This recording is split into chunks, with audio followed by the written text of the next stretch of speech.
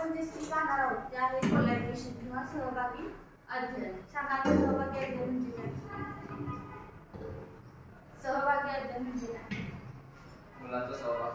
हा बरोबर. मुलांचा सहभाग. मुलांचा सहभाग म्हणजे विद्यार्थी गट असतात त्यांच्याकडे सहभागी. ठीक आहे. भूमिका पालनासाठी. भूमिका पालनासाठी. भूमिका पालन हे नाट्यकरण तंत्रामध्ये येतं. परंतु त्याच्यामध्ये 4 ते 5 विद्यार्थी एकत्र असतात. त्यामुळे ते कोलॅबोरेशन स्किलमध्ये जातात. आणखी काय सांगता येईल? कोलॅबोरेशन म्हणजे काय बघूया आपण. बघा सहभागी अध्ययन ह्याला काय म्हणतात? सहभाग म्हणजे एकत्र काम करणे किंवा सहयोग. गटामध्ये किंवा सहकार्याने काम करता येणे. 2 किंवा अधिक व्यक्तींनी एकमेकांसोबत केलेल्या ध्येय आणि निष्पत्ती साधण्यासाठी संघटितपणे केलेले काम किंवा कृती याला आपण काय म्हणतो? सहभागी अध्ययन असं म्हणतो. म्हणजे काय? एक गट ज्याच्यामध्ये 5 ते 6 विद्यार्थी असणार आहेत आणि ते काय करणार आहेत? एकत्रितरित्या येऊन काम करणार आहेत. पण ते काम कशावर करणार आहेत?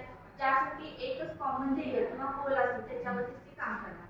ठीक आहे. दुसरी व्याख्या बघा. सहभागी अध्ययन म्हणजे अशी परिस्थिती ज्यामध्ये 2 किंवा अधिक व्यक्ती एकाच ध्येयासाठी काम करतात. ही कुठली? केम्ब्रिज डिक्शनरी यामधून काय केलंय? शोधलेली व्याख्या.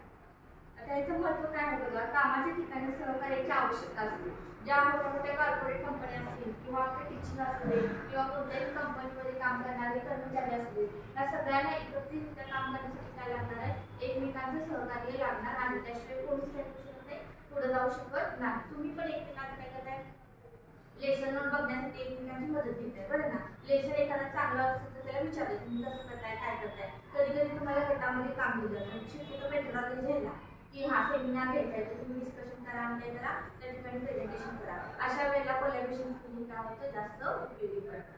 नंतर हे काय? जलद व अचूक कामासाठी. एकटा जर विचार करत बसतो तर आपल्याला काय होतं? हँग होतं की नेमकं आपण जे विचार करतो तो बरोबर आहे की नाही.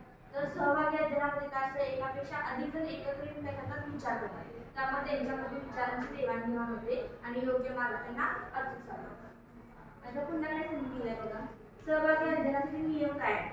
म्हणजे सहभागी कोलॅबोरेशन त्याला करतो त्याला मुलांना आपण हे सांगत नाही की नियम कोणते. त्यामध्ये बघा खुलेपणाने गटकार्य करावे. म्हणजे काम करताना आपण कंजेस्टेड राहून चालणार नाही. हे काय गटाचं काम आहे, माझा काय संबंध आहे, मी जरा आयुक्त राहिलेलं बरं अशा पद्धतीने नको आहे. सगळ्यांनी एकत्रितरित्या ऍक्टिव्ह असणे गरजेचं असतं. नंतर कल्पना व मत मांडण्यामध्ये सहभागी व्हावं. यश मिळवण्यासाठी समस्या आणि प्रकल्पामध्ये काय व्हायचं? सहभाग घेतला पाहिजे. नंतर एकमेकांची प्रशंसा केली पाहिजे. गटामध्ये ज्यावेळेला आपण एकत्र काम करतो त्याला एखाद्याची आयडिया जर आपल्याला योग्य वाटली बरोबर वाटली तर आपण काय त्याची प्रशंसा केली पाहिजे. नंतर भावना मूल्य दृष्टिकोन हे यांचा काय केला पाहिजे? आदर केला पाहिजे. गटामध्ये काम करतो कधी कधी एखाद्याची म्हणतो तर आपण त्यावेळेला शांत राहिलो. कधी कधी एखादा चांगला आयडिया म्हणतो हा शाळा लागून गेला असं आपण बोलतोय हा लेस बोलतोय तर जो बोलतोय तिला बोलू द्यायचं. त्याची आयडिया ऐकायची आणि त्याच्यामध्ये आपण एखाद्याचा आपला बदल झाला. नंतर भावना मूल्य हे अवघड परिस्थितीमध्ये शांत राहतात. गटामध्ये काम करताना कधी कधी काय होतात? कॉन्फ्लिक्ट तयार होतात, संघर्ष तयार होतात. तर तो कधी कधी मूल्यांचा संघर्ष असतो किंवा कधी कधी काय असतो? तुमच्या नैतिकतेचा संघर्ष असतो. काही जण शॉर्टकट मारायला येतात आणि काही जण जास्त प्रामाणिक असतात. ते म्हणतात का नाही आम्हाला ह्या योग्य मार्ग हाच मार्गे जायचं. अशा पद्धतीने ज्यावेळेला कॉन्फ्लिक्ट तयार होतं त्यावेळेला शांत राहणं हाच काय असतो? चांगला मुद्दा असतो. म्हणजे चर्चा करून प्रश्न सोडवले. गटामध्ये काम करताना चर्चा करायची आणि आपला प्रॉब्लेम सॉल्व्ह करायचा. गटातील प्रत्येक व्यक्तीला मत व्यक्त करायची संधी दिली पाहिजे. जर एखादा बोलत असेल तर त्याला आपण काय केलं पाहिजे? बोलतं केलं पाहिजे. आता सहभागी अध्ययन जे असतं त्या सहभागी अध्ययनामध्ये कोणते कोणते घटक आहेत किंवा कॉम्पोनंट्स कोणते कोणते आहेत ते आपण बघूया.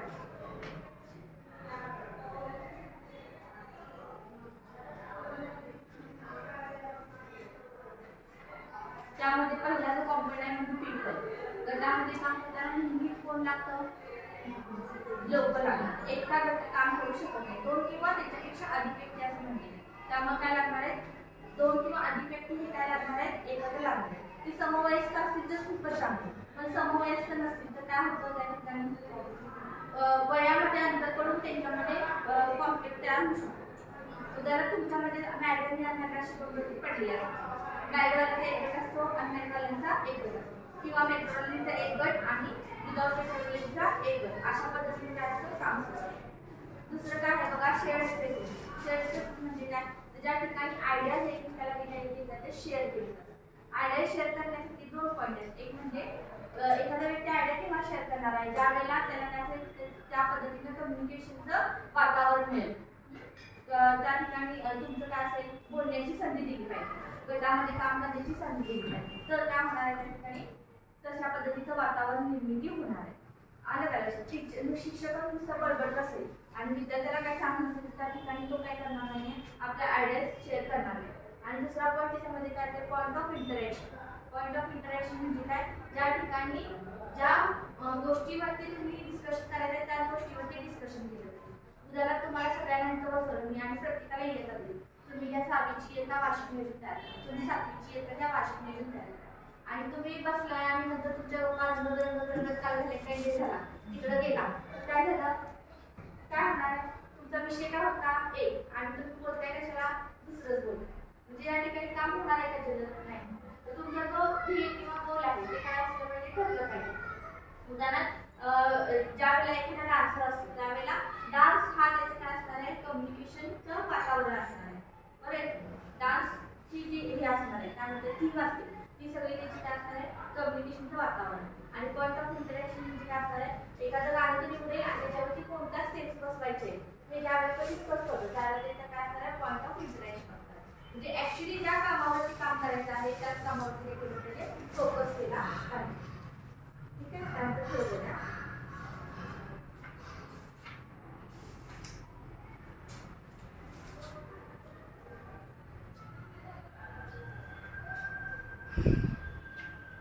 त्यानंतर आहे अ कॉमन ऑब्जेक्टिव्ह किंवा गोल. एकच ध्येय मी आता सांगते तुम्हाला की ज्या वेळेला आपण मुलांना डिस्कशनसाठी देतो त्यावेळेला काय पाहिजे, एक सामूहिक ध्येय पाहिजे. कोणतंही कोलॅबोरेशनसाठी काम आहे, एखादी क्रिएटिव्हिटी तुम्ही आयडिया दिलं की तुम्हाला काय करायचं आहे, या ठिकाणी हा प्रोजेक्ट तयार करायचा आहे किंवा एखादं तुम्हाला काय करायचं आहे, एखादी आयडिया आहे, त्या आयडिया तुम्हाला काय करायचं, सादर करायची आहे, सेमिनार सादर करायचं आहे, तर ती तुम्ही तुमच्यामध्ये काय केलं पाहिजे, वाटून घेतलं पाहिजे. म्हणजे मुलांना ध्येय कळत नसतं, आपण शिक्षकांनी सांगायला की आपल्याला काय अपेक्षित आहे, त्या पद्धतीने तुम्ही काय करू त्या ठिकाणी ते सादरीकरण करू शकता. आता भरपूर जणांनी काय केलं आहे, तुमच्यापैकी लेसन घेतलेलं आहे. सुद्धा कुठला लेसन होता,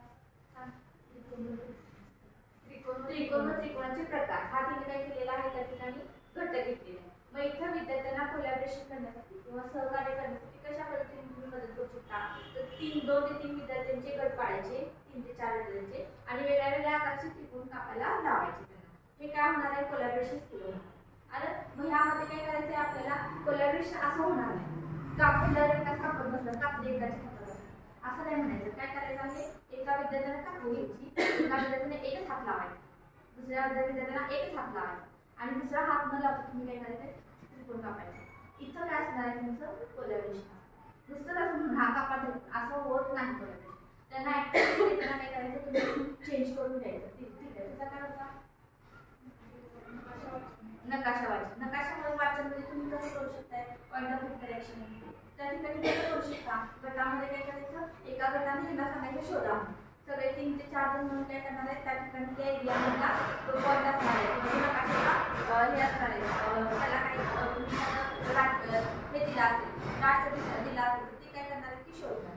हे तुमचं काय असणार आहे, कोलॅबोरेशन. त्यानंतर पुन्हा काय ते बघा, टाईम. ज्यावेळेला आपण काय करतो त्या ठिकाणी कोलॅबोरेशनसाठी एकत्र मुलांना भेटतो त्यावेळेला त्यांना डिस्कशनसाठी काय केलं पाहिजे, वेळ दिला पाहिजे. डायरेक्ट तुम्ही सांगा म्हणलं तर ते सांगत कोणतीही करायचं त्यांना काय केलं पाहिजे, वेळ दिला पाहिजे. आणि फोकस ऑन ऑब्जेक्टिव्ह म्हणजे काय, जे ज्या ध्येयासाठी ती मुलं एकत्र बसलेली आहेत त्या ध्येयावरती नेण्याचं काम तुम्ही करायचं, शिक्षकांनी करायचं. नाही तर मुलं काय होतात, लगेच डिस्ट्रॅक्ट. त्यामुळे ती काम करतायत की नाही, काम कसं चाललेलं आहे, त्यांना कुठली अडचण येते, हे कुणी करायचं ऑब्झर्वेशन शिक्षकांनी करायचं. आता ह्यामध्ये बघा कोलॅबोरेशन स्किलमध्ये कुठले कुठले हे पॉईंट्स कोणते आहेत, ज्याच्यामध्ये काय होतं, मुली चुकतात, त्याची कमतरता कोणत्या आहेत बघा. Lack of coordination. गटामध्ये जर एकमेकांच्या सोबत त्यांचे सहकार्याची भावना नसेल, एकमेकांना मदत करत असेल तर काय होणार आहे, कोलॅबोरेशन चांगल्या पद्धतीनं होणार नाही. त्यानंतर पुन्हा lakh of making collaborative infrastructure. म्हणजे काय, आपल्याला गटामध्ये बसायचं तर ग्राउंड स्टेटमध्ये बसवा, खाली बसवा गटामध्ये मुलांना. असं बेंचेसवरती बसलं तर कोलॅबोरेशन बऱ्यापैकी होत नाही, डिस्कशन करता येईल. किंवा बेंच ठेवा, बेंच ठेवून तुम्ही काय करू शकता, मुलांना त्या ठिकाणी इन्फ्रास्ट्रक्चर तयार करून देऊ शकता बोलण्यासाठी, बसण्यासाठी. किंवा एकच कोपऱ्यात बसवायचा, एकच कोपऱ्यात बसवायचा का तर एकमेकांच्या आयडियल या बाहेर पडू नये यासाठी. हे काय की सगळे पॉईंट्स कशाचे आहेत, कोलॅबोरेशन स्किल्सचे. ठीक आहे, आता सांगा कोलॅबोरेशन स्किल म्हणजे काय. कोलॅबोरेशन स्किल म्हणजे काय. एखादं ध्येय किंवा उद्दिष्ट समोर ठेवून दोन किंवा दोनपेक्षा जास्त व्यक्ती एकत्र येतात आणि त्यावरती वर्क करतात. हे करत असताना एकमेकांचा विचार आयडियांचा ते विचार करतात आणि मग ते जोडून देण्याचा प्रयत्न करतात. त्याला कोलॅबोरेशन. कोलॅबोरेशनचे घटक कोणते कोणते आहेत. पीपल. पहिला आहे पीपल म्हणजे काय, लोक लागतात. हा कोलॅबोरेशन. दुसरा शेअर्ड स्पेस. हा म्हणजे काय, ज्या ठिकाणी आपण आयडिया एकमेकांचे काय करतो, शेअर करतो. कल्पनांची देवाणघेवाण. नंतर वेळ म्हणजे काय, कोलॅबोरेशनसाठी विद्यार्थ्यांना वेळ देणं गरजेचं आहे. पुढचं कुठलं आहे, कॉमन ऑब्जेक्टिव्ह किंवा गोल. एकच ध्येय मुलांसमोर ठेवणं गरजेचं आहे. आणि फोकस ऑन ऑब्जेक्टिव्ह म्हणजे काय, त्या ध्येयावरती लक्ष केंद्रित त्या मुलांनी लक्ष केंद्रित करतात की नाही हे तुम्ही बघायचं आहे, शिक्षकांनी बघायचं. आणि ह्याच्यामध्ये त्रुटी कोणत्या येतात, बॅरियर्स कोणते येतात, तर लॅक ऑफ इंटरॅक्शन म्हणजे एकमेकांच्या सोबत जर बोलत नसतील तर त्या ठिकाणी मुलं ती हे होणार नाही, सहकार्य करणार नाही. आणि दुसरं कुठलं आहे, lack of making collaborative infrastructure. ही शिक्षकाची त्रुटी आहे की शिक्षकानं कोलॅबोरेटिव्ह इन्फ्रास्ट्रक्चर काय केलं पाहिजे, निर्माण केलं पाहिजे. तुम्ही आता लेसन घेतले सगळे, तुम्ही बघितलं असेल, तुम्ही टीचिंगच जास्त करताय. अशा ऍक्टिव्हिटीज वगैरे काय दिसले तर मला तर काही दिसलं नाही तुमची एक लेसन बघितली तर. हे ह्या सगळ्या ऍक्टिव्हिटीज तुम्ही नंतर लेसनच्या वेळेला काय करायचे, यूज करायचे. तुमचे जे डेमो लेसन असणार आहे त्यामध्ये यूज करायचे. तर आता आपण या ठिकाणी डेमो